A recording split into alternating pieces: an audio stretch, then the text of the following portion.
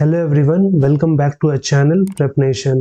तो आज हम इस लेक्चर में कवर करेंगे 19 और 20 जनवरी के मोस्ट इम्पॉर्टेंट करंट अफेयर्स के क्वेश्चन और उनसे जुड़े स्टैटिक जीके। तो चलिए फिर वीडियो को स्टार्ट करते हैं, जिसमें पहला क्वेश्चन है, according to the United Nation earth's ozone layer is expected to recover to 1980 levels by which year. संयुक्त राष्ट्र के अनुसार पृथ्वी की ओजोन परत के किस वर्ष तक 1980 के स्तर तक ठीक होने की उम्मीद है। अकॉर्डिंग टू यूनाइटेड नेशन जो अर्थ का ओजोन लेयर है वो ऑप्शन सी 2040 तक इतना हील हो जाएगा जैसे कि ओजोन लेयर 1980 में था। तो इसका सही आंसर होगा ऑप्शन सी 2040। तो वहीं आपने स्कूल में या तो एग्जाम की तैयारी करते हुए ओजोन लेयर के बारे में जरूर पढ़ा होगा। तो जो ओजोन लेयर होता है वो सन का हार्मफुल अल्ट्रावायलेट रेडिएशन को अब्सॉर्ब करता है, जिससे कि ह्यूमन और एनवायरनमेंट पे उसका गलत प्रभाव ना पड़ सके। और वहीं ये ओजोन लेयर 1980 आते आते ये डिप्लीट होने लगा था, और वहीं इसका जो मेन कारण था due to the release of chlorofluorocarbons यानी कि CFC। और वहीं CFC का मेन इस्तेमाल एयर कंडीशनर यानी कि AC और रेफ्रिजरेटर में होता है। तो उसके कारण से ये ओजोन लेयर डिप्लीट हो रहा था। तो इसके लिए एक प्रोटोकॉल जिसका नाम था मॉन्ट्रियल प्रोटोकॉल साइन हुआ था इन 1987। और वहीं उस प्रोटोकॉल में ये एग्रीमेंट हुआ था कि जितने भी ओजोन डिप्लीटिंग केमिकल्स है उनका जो इस्तेमाल है वो खत्म किया जाए। और वहीं इसी के प्रोटोकॉल और पॉलिसी के तहत अब जो ओजोन लेयर है वो हील होने लगा है। और वही साइंटिस्ट मानते हैं कि 2040 आते आते जैसा ओजोन लेयर 1980 में था वो वैसा स्टेट में पहुंच जाएगा। और वहीं ओजोन लेयर सबसे ज्यादा जो डैमेज हुआ है वो अंटार्कटिक रीजन में हुआ है, तो उसको हील होने में टाइम लगेगा। और वो कब तक हील होगा? अंटार्कटिक रीजन वाला जो ओजोन होल है वो हील होगा अराउंड 2066। वहीं जो आर्टिक रीजन का ओजोन लेयर है वो हील हो जाएगा अराउंड 2045। और वहीं जो ओजोन है उसका जो मॉलिक्यूल है वो बना है 3 ऑक्सीजन एटम का। और वहीं ये लेयर कहाँ पाया जाता है? तो ये पाया जाता है स्ट्रेटोस्फियर में, स्ट्रेटोस्फियर। तो ये भी आपके एग्जाम के लिए काफी इंपॉर्टेंट है कि किस लेयर में ओजोन लेयर पाया जाता है।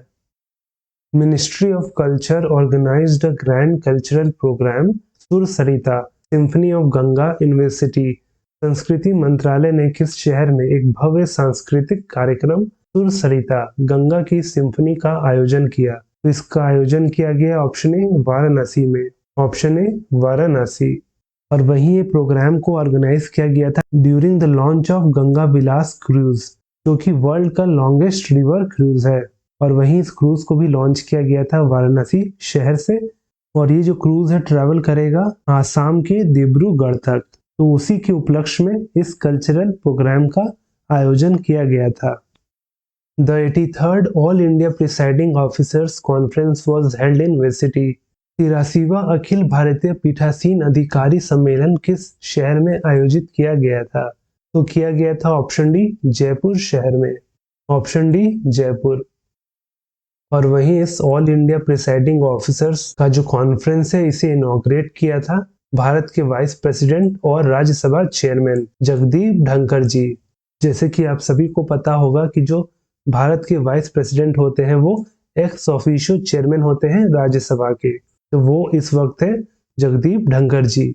और वहीं इस कॉन्फ्रेंस में लोकसभा स्पीकर ओम बिरला और वहीं साथ में भारत में जितने भी स्टेट है उस स्टेट की जो लेजिस्लेटिव असेंबली के स्पीकर है और डिप्यूटी स्पीकर है, तो उन लोगों ने भी इस कॉन्फ्रेंस में पार्टिसिपेट किया। वहीं जो ये कॉन्फ्रेंस है राजस्थान में 11 साल बाद हो रहा था।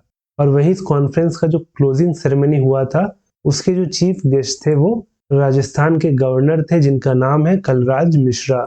वहीं जो राजस्थान के करंट CM है वो है Ashok Gehlot ji. What is the rank of India in the Henley Passport Index 2023? Henley passport index 2023 में भारत का रैंक क्या है? तो भारत का रैंक है ऑप्शन ए 85, ऑप्शन ए 85 इसका सही आंसर होगा। तो हेनले पासपोर्ट इंडेक्स 2023 जिसे रिलीज किया था हेनले एंड पार्टनर्स ने, जो कि एक लंदन बेस्ड ग्लोबल सिटीजनशिप और रेसिडेंस एडवाइजरी फर्म है। तो इस 2023 की सूची में भारत का जो रैंक है 85th है। और वहीं इस पासपोर्ट की मदद से आप दुनिया भर के 59 डेस्टिनेशन जा सकते हैं, वो भी वीजा फ्री। और वहीं सूची में वो देश जिसने टॉप किया है वो है जापान। और जो यहाँ पे आपको 193 दिख रहा है, इसका मतलब ये होता है कि अगर जापान का पासपोर्ट है तो जापान का नागरिक जो है 193 कंट्रीज जा सकता है, वो भी वीजा फ्री। वहीं जो सेकंड रैंक है वो शेयर हुआ है दो देशों के बीच में, जिसमें पहला है सिंगापुर और दूसरा देश है साउथ कोरिया। वहीं थर्ड रैंक भी दो देशों के बीच में शेयर हुआ है, जिसमें पहला देश है जर्मनी तो दूसरा है Spain. In which state is Joshimath town declared a disaster prone area? Joshimath शहर को किस राज्य में आपदा संभावित क्षेत्र घोषित किया गया है? तो जोशीमठ शहर जो है वो ऑप्शन है उत्तराखंड राज्य में, ऑप्शन है उत्तराखंड। और वहीं जो जोशीमठ है वो उत्तराखंड के चमोली जिले में पड़ता है। Who was appointed the chairman and managing director of Electronics Corporation of India Limited? Electronics corporation of India limited का अध्यक्ष और प्रबंध निदेशक किसे नियुक्त किया गया है? तो किया गया है ऑप्शन सी अनुराग कुमार को, option C Anurag Kumar. The government has reappointed whom as the deputy governor of Reserve Bank of India? सरकार ने भारतीय रिजर्व बैंक के डिप्टी गवर्नर के रूप में किसे फिर से नियुक्त किया है? तो फिर से नियुक्त हुए हैं option A Michael Patra, option A Michael Patra. तो माइकल पात्रा का कार्यकाल 14 जनवरी 2023 में खत्म होने वाला था, लेकिन केंद्र सरकार ने इन्हें एक साल का एक्सटेंशन दे दिया। और वहीं अब ये 15 जनवरी से फिर से अपना पदभार संभालेंगे। वहीं जिस कमेटी ने इन्हें रीअपॉइंट किया है उस कमेटी को हेड करते हैं प्राइम मिनिस्टर मोदी जी। और इसके साथ ही पात्रा जी मेंबर है of the monetary policy committee. और वहीं अगर आरबीआई की बात करें तो ये एस्टैब्लिश हुआ था वर्ष 1935 में, और कहाँ तो कलकत्ता में। फिर 1937 में इसका हेडक्वार्टर को मुंबई शिफ्ट कर दिया गया था। और वहीं आरबीआई नेशनलाइज हुआ था ईयर 1949 में। Who is the author of the book titled Braving a Viral Storm? India's COVID-19 Vaccine Story? Braving a Viral Storm, India's COVID-19 Vaccine Story नामक पुस्तक के लेखक कौन है? तो इस किताब के दो लेखक हैं, वो हैं ऑप्शन ए आशीष चंदोरकर और सूरज सुधीर, ऑप्शन ए आशीष चंदोरकर और सूरज सुधीर। और वहीं इस किताब को लॉन्च किया था भारत के हेल्थ मिनिस्टर मनसुख मंडाविया जी। और वहीं इस किताब में आपको देखने को मिलेगा कि देश के लोगों ने कैसे कोविड का सामना किया और उस बड़े क्राइसिस से उभरे। Who is the author of the book Jadunama? Jadunama पुस्तक के लेखक कौन है? तो वो है option D Arvind Mandloi, option D Arvind Mandloi. वैसे किताब लिखा है अरविंद मंदलोई जी ने, लेकिन ये किताब किस पे लिखा गया है? तो लिखा गया है वेटरन राइटर और लिरिसिस्ट जावेद अख्तर पे। और वहीं जावेद अख्तर का बचपन का नाम जादू था, इसीलिए इस किताब का टाइटल दिया गया है जादूनामा। और वहीं इस किताब में आपको जावेद अख्तर की बचपन में जो स्ट्रगल था उनका, उससे लेकर उनका जो सक्सेस तक का सफर रहा है, तो सारी की सारी चीजें इस किताब में आपको देखने को मिलेगी। Na Jaan Sakshi is the autobiography of whom? Na Jaan साक्षी किसकी आत्मकथा है? तो वो है ऑप्शन ए के अब्दुल गफर जी की, ऑप्शन ए के Abdul Gruffudd.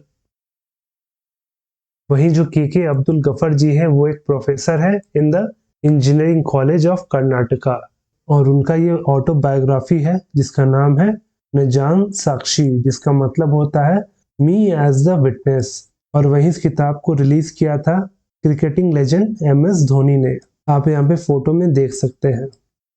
Which song from an Indian film won the Golden Globe Award 2023 for Best Original Song? भारतीय फिल्म के किस गीत ने सर्वश्रेष्ठ मूल गीत के लिए गोल्डन ग्लोब पुरस्कार 2023 जीता? तो जीता है ऑप्शन ए RRR मूवी से नाटू नाटू, ऑप्शन ए नाटू नाटू। वही जो ये पिक्चर है RRR और ये जो सॉन्ग है इसके बारे में आपको पता होना चाहिए, क्योंकि एक क्वेश्चन तो जरूर आपके एग्जाम में पूछेगा। तो आइए देखते हैं इसमें क्या क्या जानना जरूरी है। तो सबसे पहले जो ये सॉन्ग है नाटू नाटू, इसे कंपोज किया है MM कीरावानी ने। और वही इस गाने के बोल किसने लिखा है, यानी कि इस सॉन्ग के लिरिसिस्ट कौन है? तो वो है चंद्र बोस। और वहीं इस गाने को किसने गाया है? तो गाया है राहुल सिप्लीगुंज और काल भैरव ने। और वहीं जो ये ओरिजिनल सॉन्ग है ये तेलुगु भाषा में गाया गया है। और वहीं इस गाने में आपको दो एक्टर दिख जाएंगे, जिसमें पहले एक्टर है जूनियर एनटीआर, यहाँ फोटो में आप देख सकते हैं। वहीं जो दूसरे एक्टर है वो है रामचरण। तो दो एक्टर इस गाने में मौजूद है। वहीं इस मूवी को डायरेक्ट किया है S S. Rajamouli ji, S S. Rajamouli. Who equaled Sachin Tendulkar's record for most centuries at home in ODI cricket? एक दिवसीय क्रिकेट में घर पर सर्वाधिक शतकों के सचिन तेंदुलकर के रिकॉर्ड की बराबरी किसने की? तो फिलहाल इंडियन टीम में एक ही इंसान है जो बराबरी कर सकता है, वो है option B Virat Kohli. Option B Virat Kohli. तो विराट कोहली ने भी होम सॉइल यानी कि भारत में वनडे में 20 सेंचुरीज मार दिए हैं। और वहीं विराट कोहली का जो 20 सेंचुरी आया था वो आया था अगेंस्ट श्रीलंका। और वहीं अगर बात करें कंपैरिजन की, तो विराट कोहली ने 99 इनिंग्स में 20 ओडीआई सेंचुरी स्कोर किए ऑन होम सॉइल यानी कि इंडिया में, जहां सचिन तेंदुलकर को 20 ओडीआई सेंचुरी मारने में लग गए थे 160 इनिंग्स यानी कि 160 मैचेस। वहीं सेंचुरी के साथ ही विराट कोहली ने 73 सेंचुरीज मार दिए हैं इन ऑल फॉर्मेट, जिसमें कि ओडीआई में 45 सेंचुरीज, वहीं टेस्ट में 27, वहीं टी20 में मात्र 1 सेंचुरी इनके नाम है। Who was chosen as the best player for the 2022 by the International Football Federation History and Statistics? अंतर्राष्ट्रीय फुटबॉल महासंघ इतिहास और सांख्यिकी द्वारा 2022 के लिए सर्वश्रेष्ठ खिलाड़ी के रूप में किसे चुना गया? तो चुना गया ऑप्शन बी लियोनेल मेसी को। Option B Lionel Messi. Which state UT will host the third edition of Khelo India National Winter Games in February 2023? फरवरी 2023 में खेलो इंडिया नेशनल विंटर गेम्स के तीसरे संस्करण की मेजबानी कौन सा राज्य या केंद्र शासित प्रदेश करेगा? तो वो करेगा option D Jammu and Kashmir. Option D Jammu and Kashmir. और वहीं ये third edition of Khelo India national winter games का आयोजन जम्मू कश्मीर के बरमूला जिले के गुलमर्ग के स्काई रिजॉर्ट में होगा। और वहीं ये विंटर गेम्स 10 फरवरी को चालू होगा और वहीं खत्म होगा 14 फरवरी को। और वहीं जो विंटर गेम्स होता है उसमें जितने भी इवेंट्स होते हैं वो स्नो से रिलेटेड होते हैं, जैसे कि snowshoe race, ice skating, ice hockey, skiing, Nordic skiing, snowboarding, ski mountaineering और ice stock. Dr. Tehmton E. Udvadia has passed away. In which year did he receive the Padma Shri? Doctor Tehmton E Udwadia का निधन हो गया, उन्हें किस वर्ष पद्मश्री प्राप्त हुआ था? तो प्राप्त हुआ था ऑप्शन सी वर्ष 2006 में। Option C 2006। तो जो डॉक्टर टेहमटन ई उदवाड़िया है वो इंडियन सर्जन और गैस्ट्रोएंटरोलॉजिस्ट थे, जो कि जाने जाते थे as the father of laparoscopic surgery in India. तो उनका अब निधन हो गया। और वहीं ये भारत के पहले सर्जन थे जिन्होंने लैप्रोस्कोपी को इंट्रोड्यूस किया था और साथ में पहले सर्जन थे जिन्होंने लैप्रोस्कोपिक सर्जरी किया था इन द ईयर 1990। वहीं बात करें उदवाड़िया जी का, तो इन्हें पद्मश्री मिला था जो कि भारत का 4th हाईएस्ट सिविलियन अवार्ड है इन द ईयर 2006। और वहीं इसके साथ वर्ष 2017 में इन्हें मिला था पद्म भूषण अवार्ड, जो कि भारत का 3rd हाईएस्ट सिविलियन अवार्ड है। तो ये जो क्वेश्चन है वो आपके लिए है कि who is the union minister of development of north eastern region? उत्तर पूर्वी क्षेत्र के विकास के केंद्रीय मंत्री कौन है? इसका सही आंसर आपको नीचे कमेंट करके बताना है। और वही हमेशा की तरह हमारा इस लेक्चर का PDF आपको हमारे टेलीग्राम चैनल प्रेप नेशन में मिल जाएगा, जिसका लिंक नीचे डिस्क्रिप्शन में दिया गया है। और वहीं अगर वीडियो अच्छा लगा हो तो वीडियो को लाइक करें, और वहीं अगर आप चैनल पर नए हो तो चैनल को सब्सक्राइब करना ना भूलें।